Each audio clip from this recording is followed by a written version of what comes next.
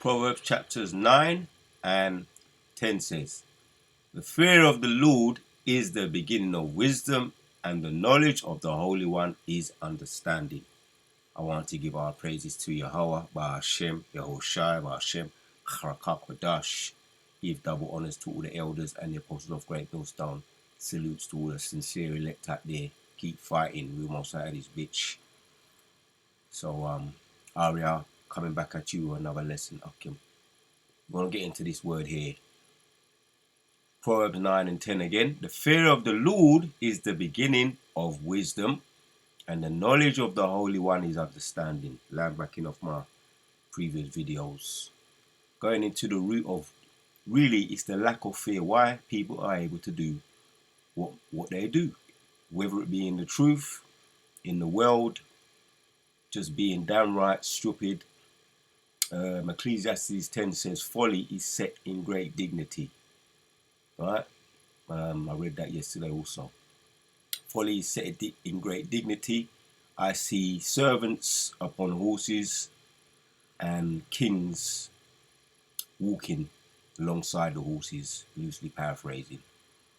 It's because folly is set in great dignity and everything is upside down. So there's a lack of fear in the earth. Hence why you got once upon a time we used to call them prophets, but now it's coming out, false prophets, all right, coming against the men of the Lord, making false allegations. It's all going to be found out if it's true. Saying things about GMS.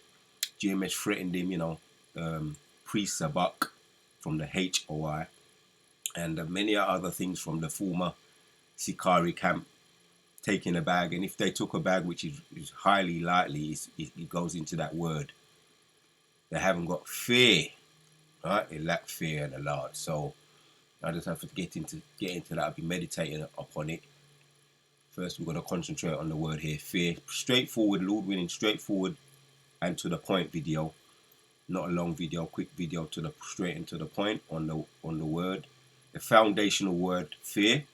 A wholesome fear we're talking about. Because when you just tap in fear, as a matter of fact, let's see something here. Just tap in fear, see what it says. Fear meaning. Right. Maybe it's because maybe it's because of my voice, the way it sounds on they put it in another way, but we want the word fear, the correct word. An unpleasant emotion caused by the threat of danger, pain or harm. But we're concentrating on here. We're going to talk about panic, all right, dismay, distress, anxiety. But we're talking about worry too. Right, this is just that carnal fear. We're talking about the fear in righteousness, the wholesome fear, fear with a positive quality, right? So what is the wholesome fear?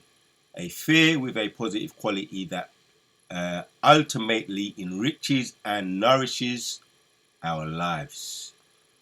Perspective of or anxiety around sickness, old age, and death can be a wholesome fear. Right? They're saying that could be a wholesome fear. We're focusing on the fear of the Lord. That's a wholesome fear. Straightforward in the etymology as well. What does it say? Just want to get the words. Right? I've been meditating on this word fear because, like I say, many are things that be done. Whether you come against the men of the Lord, whether you come against the truth and come against the ultimate most high, if you come against the men of the Lord, the sincere true men of the Lord, the true prophets, right? In effect, you are coming against the order, and the order goes all the way up to the most high God. So you haven't got that wholesome fear, what you lack, right? And you're supposed to anyway, let's read here. It says in the English, fear, calamity, sudden danger, peril, sudden attack. Right, what's it saying here? Fear of God. Here it is. The fear of God calls to cower from the common religious phase. The extent was the fear of God in the native at the point of may not excusing ourselves from the bloody work of the plea of the benefits which he intend. Confer afterward, in the Old English, Farin, if I'm pronouncing that right. Right, and we're supposed to have a fear of God, a wholesome fear of God. Right, and you come against the order, you come against the theocracy, right, the God rule, it doesn't go well for you, and there's so many examples to get into on that. Even King David had to suffer of stepping out of line at a point when he committed fornication with Bathsheba, and he had to face the consequences. But he was put back in line because he was even a man of the Lord can step out. A righteous man can fall. Right, as the scriptures say, a righteous man falls 7 times, but he get back up again. Because the Most High gonna remind you anyway. All right, and the elect are gonna have that fear, that reverence of the Most High. So, etymology, that's just the point there.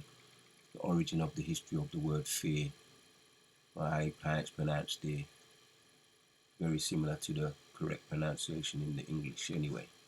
So, the wholesome fear, and then you got the, I tapped it in, a healthy fear example. Because when you get the wholesome fear, it says here, it enriches and nourishes your life, our lives. The wholesome fear of the Most High. It enriches and nourishes lives. What is a healthy fear? What is a healthy fear? There it is. This is the example. This gives me a good example here. If you see a poisonous snake in your backyard and your fear prompts you to run back onto the house and close the door, that is a healthy fear. The feeling of fear is natural, right? And that can apply also to serving the Lord in so many ways, right? You don't want to go off. You don't tempt the Lord, right? As what these false prophets are doing now, right? Having their head lined up, their beards lined up, their fitted hats, saying that the heathens can be saved. All that is, the root of that is a lack of fear of the Lord, man. It's very plain and simple. It's not complicated. I don't need to overcomplicate anything, right? Here, the feeling of fear is natural and helps keep you safe. Right, there's the point right there. Right, for all of us that are sincere in this truth, it's a natural feeling to have fear and dread of displeasing our Father, same way you would with your carnal father. But other fears are unhealthy and unnecessary. Sometimes the fear makes you more cautious than you really need to be. Right, we're talking about the healthful fear, the balanced fear, the natural fear that keeps us doing the right thing. One more question here. What is the opposite of fear in the Bible? See what it says. I was meditating on it, so I had to look it up. In the Bible, the primary opposite of fear is faith. Yep, talking about the unhealthy fear, the fear that makes you act out of character, and you jump at any and anything. That extreme lack of fear, you jump at any and anything, as some women have a phobia for spiders. Have some women and men have phobias for spiders, and they cringe and just get overly nervous, heart beating at things that really have no need to. It's just an over fear, right? Which is as the scripture says, that fear is a hindrance to progression, right? Loosely paraphrasing, fear is a hindrance to growth and progression. That unwholesome fear. But fear, the opposite of fear in the Bible, is faith, which is trust in God's promises, right? We see the promises on the horizon, the MOTB, that's Revelation chapters 13 and 16. We see that on the horizon, the digital currency, everything that's been promised to the servants of the Lord, right, from the very beginning, right? All the scriptures in Hebrews chapter 11 are coming to pass, right? Fear, the hope of things that is promised, things that are unseen, that soon but shall soon be seen. It's not always, faith is not always something that you can't see. Right? Faith can be seen with the spiritual eye. Right? We see the promises, we see them, as Moses said. He saw the things that was promised, the invisible things, because they were real to him. So that's real faith. You see what most people don't see. That's real faith, right? When you want to put it, just to make it plain. Faith is a person who has a lot of faith sees, as what is it, Lionel said in one of those old cartoons. Lionel, he had the sight beyond sight, which means he was able to see a lot of what a lot of the mortals, according to the cartoon, couldn't see. Sight beyond sight. That's a strong form of faith. Sight beyond sight. So faith is trust in God's promises, presence, and power, replacing doubt with assurance, hope, and peace. Right? Keeps you calm as well. If you want to take it there in the boxing arena, right? Strong faith, confidence in your ability, or even in the Most High, can keep you calm. Right? We've got scriptures there. Do not fear. Isaiah 41:10 says, "Do not fear, for I am with you." Right? And John, 1 John 4:18. As a matter of fact, I kind of quoted this earlier on. 1 John 4:18 says, "Perfect love casts out fear," highlights these themes, showing that reliance on God's supersedes fear. There you go. There you go. Highlight these themes, showing that reliance on God supersedes fear. Perfect love casts out fear, right? Because your love is made perfect through faith. It casts out fear. I mean, that's really the point. That's really the point. I could end it there, but let's get back. I mentioned this as well. What is the opposite of fear meaning? Sure, fear have found people saying the opposite is what? So fear is have found people saying the opposite is courage, strength, the opposite of fear. Courage, strength, in the Hebrew, kazak, right? Strength. Fearlessness, acceptance, security, that's enough. And confidence.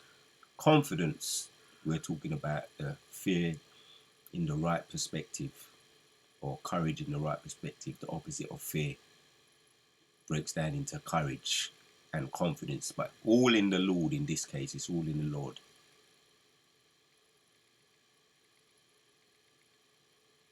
There you go. The more I think about it, the more I'm starting to think that the opposite of fear is confidence and self-belief, in our case, in the Lord. Enough said. That's the video right there, man. Point done made. Point blank and period. Fear is the foundation. Why a lot of these people that go off, false prophets, scoffers, and all forms of haters, is because they don't fear the Lord. They have a lack of, that's a real disadvantage, man. In anything, you need a wholesome fear in anything. So the fear of the Lord, back to it, Proverbs chapters 9 and 10. The fear of the Lord is the beginning of wisdom, and knowledge of the Holy One is understanding. Let's get into some of this. Let's get into some of this, man. Let's get straight to the word. Right, so we see here, even what Google said, we're gathering the facts of the matter. It is the foundation. Fear, even from what Google said. H3374. Fear, the fear, terror. We're talking about the wholesome. Awesome or terrifying thing, object causing fear. There we go. Fear of God, respect, reverence. Enough said. Respect and reverence. Strong's H3374. Yir'ah. Yir'ah. Which is going to keep you from doing stupidness. Like taking the bag. Right? Making stupid and wild, outlandish, untrue allegations without even thinking about it. right? They don't fear, they don't pray, right? They don't build up and work on themselves in the way of learning, growing in the spirit, praying for strength, praying for courage. So the ultimate thing is fear. It's the root of the matter, the foundational words that a lot of people they talk about. Let's get get into the deep meat, and they forget the basics, which is going to keep your feet grounded, right? The fear. What else does it do? Fear. Um, Fear does what? H2451. I'm going to entitle this video something to that effect. Fear of God is the foundation. Right? Wisdom, skill in war, wisdom. You know, enough said. Shrewdness, wisdom. So fear gives you all of these other fruits, which are fruits, man, which are foundational. Right? Keep you grounded. Lord willing. Right? I apply this to myself as well. Lord willing. Remember. Right? You start to grow and get a bit more knowledge than you did in the past, and you start to become puffed up, you know. So, but fear keeps you grounded. Wisdom in this good sense, skillful wisdom. Let's see how it's pronounced. Strong's H2451. Chokhmah. Chokhmah. Anyway, that's how they pronounce it. But wisdom, skill. That's the point there. That's really the point. Wisdom in a good sense, skillful wisdom, wisely. There you have it, man. That's the foundation. Another foundational word. We want one more. Really, the video is done. Another word here, and knowledge. This is all the fruits, the benefits of having fear. H 1847. Knowledge, perception, skill, discernment, understanding. You know, I'm going to do a video like this, you know, get into the basics as often as possible, because like I say, fear is the root. Fear is the foundation. Yeah. As much as we grow and we learn and we get into the deeper breakdowns, we can always come back and get and refresh the foundationals as well, the basics as well. Knowledge, perception, skill, discernment, understanding, which is ultimately the understanding of the Lord, and wisdom, which is going to keep you on the ground, Lord willing. Yeah. So we went into that with the fear. That's the point. Fear of the Lord. The fear of the Lord. Let me see one more thing here. See what it says in the NLT. It says the fear of the Lord is the Let me take my time on that one. I kept saying the word. I'm gonna end on that right there. That's the word of Yehovah Shimon Shai, Kala Yehovah Shimon Shai. Sometimes just let the scripture speak, man. So that's Proverbs chapters 9 and 10 in the NLT says, the fear of the Lord is the foundation of wisdom. Knowledge of the Holy One results in good judgment. The word of Yehovah Shimon Shai. Kala Yehovah Shimon Shai, Ba'ashemaka Kodash. Fear of the Lord is the foundation. To the next one.